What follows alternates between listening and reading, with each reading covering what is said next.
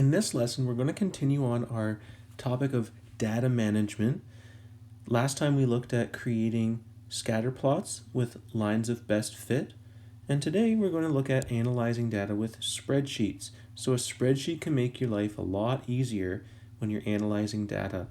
So our goal for today is to be able to use a spreadsheet to generate a line of best fit and make predictions using that line of best fit. So in the last lesson, when we were creating lines of best fit, we saw that you're really just eyeballing where the line goes to go through the points. So the problem with determining the equation of a line of best fit is that each person may come up with a slightly different equation. So I might think that the line fits better one way, you might think it should be slightly different, and we might get different equations. So spreadsheets can solve this problem. So you can get a more consistent result when you use spreadsheets to create a line of best fit for you. So I'm going to show you an example of how you can use a spreadsheet to create a line of best fit and come up with an equation for that, and to determine how well that line of best fit fits your data. So here I have a Google Sheet open, and let's just say I have the information for instructional hours and student score on a test. So we're comparing the number of hours spent getting instruction, so how many hours in school basically, versus the test score that they got in the class. So this person spent 10 hours in the class, they got a score of 78. This person spent 15 hours in the class, they got a score of 85, etc. Okay. Now, I want to make a scatter plot and get a line of best fit. So what I'm going to do is I'm going to highlight my data, insert chart.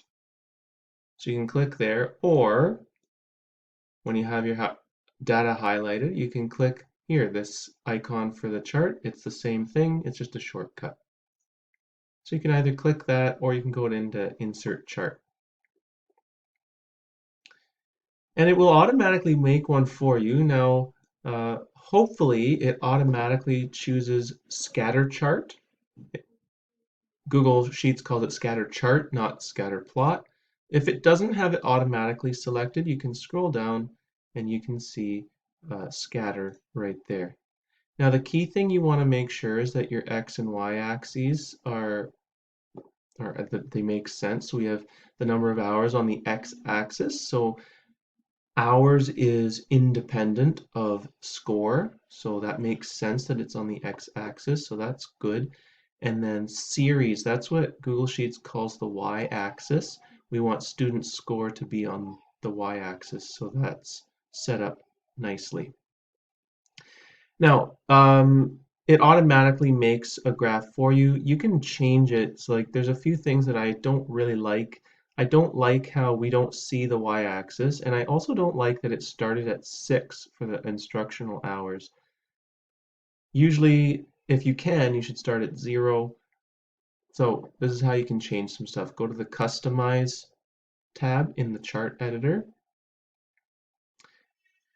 and well, you can change the titles if you want.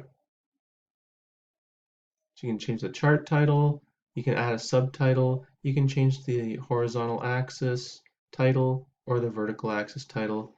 However, I like those titles the way they are, so I'm going to keep them. So now, I want the horizontal axis to start at 0 because that's bothering me that it doesn't. So I'm going to go into the horizontal axis. See where it says minimum, maximum? I can set the minimum value at 0. So now it changed it so it's going to start at 0. Now I don't like this where it shows the last number is 20 and then you have a dot over beyond that, so you don't really get a sense of what that number is. So I'm going to make my maximum value 25. Okay, now I can see all my points. I've got a nice scale. I get a sense of, well, that's between 20 and 25. It's closer to 20. It looks like 21. And test scores makes sense. You start at 0, go to 100, because that's the scale that it's on. Okay, so you can manipulate the graph like that. And that's in the horizontal axis tab. You can change the vertical axis if you want. So if it wasn't showing nice numbers here, I could also set the minimum at 0 and the maximum at 100. It's not going to change anything because that's what it was already. Okay, now we want to know about the line of best fit. That's the whole point here. So what you do is you go into series, you scroll down, and right where it says trend line, you want to click that. So remember, a trend line is just another word for line of best fit. The type is linear. We want that because we want a line of best fit, not some other kind of curve. Okay, so you can see you can choose different types, but we're going to go with linear because we want a line of best fit, not a curve of best fit. Okay, so keep scrolling down.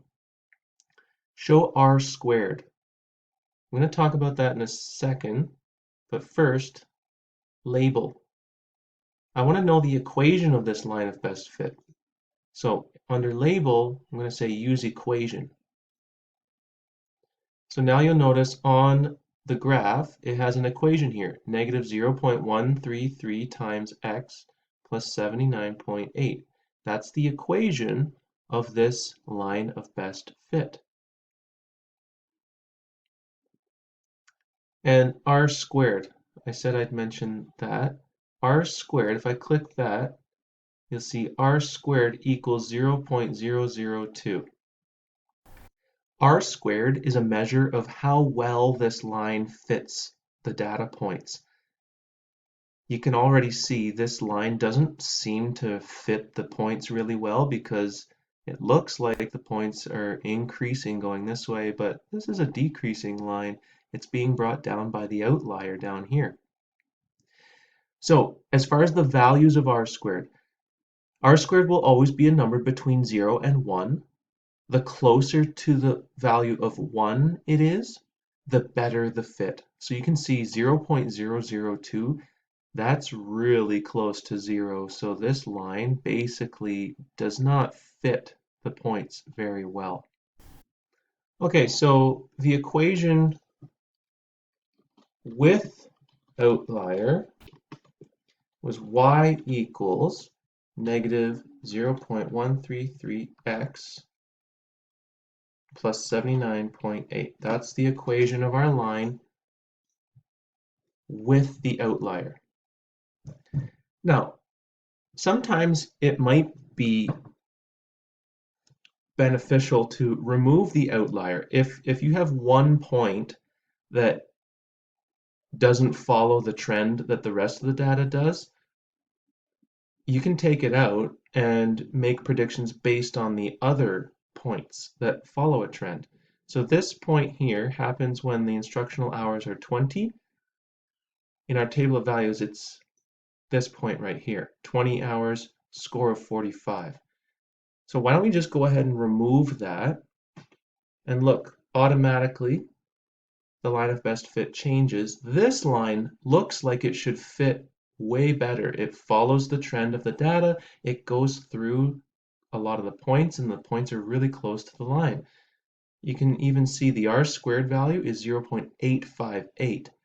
This is really a lot closer to 1, which means the line fits the points a lot better. And the equation of this line is y equals 1.23 times x plus 66.5. So without outlier, the equation is y equals 1.23x plus 66.5. Okay, so I just wanted to show you how you can set up a table of values, insert chart to make a scatter plot, and you can select the appropriate options to show a line of best fit, and you can get the equation of the line of best fit, and you can see how well it fits the data. So if it doesn't fit really well, the line is not very useful to make predictions. So once you make a line of best fit using a spreadsheet, you can see how well the line fits the data by looking at its R squared value. So remember, R squared is a mathematical measure of the strength of a correlation. If R squared is close to 1, there's a strong correlation. If R squared is close to 0, there's no relationship or a very weak one. And depending if you have an outlier that messes up your result, you might want to think about taking it out and see how that affects the R squared value so you can make accurate predictions with your line of best fit. And now it's your turn. I have a spreadsheet investigation for you to work through. It's called Analyzing Data Spreadsheet Investigations. You'll find it on your weekly checklist for the Friday box. Click on that. It goes through instructions for you to follow in creating a spreadsheet and analyzing using scatter plots and a line of best fit. So work through that. Try your best. If you get stuck or you have any questions at all, please reach out for help.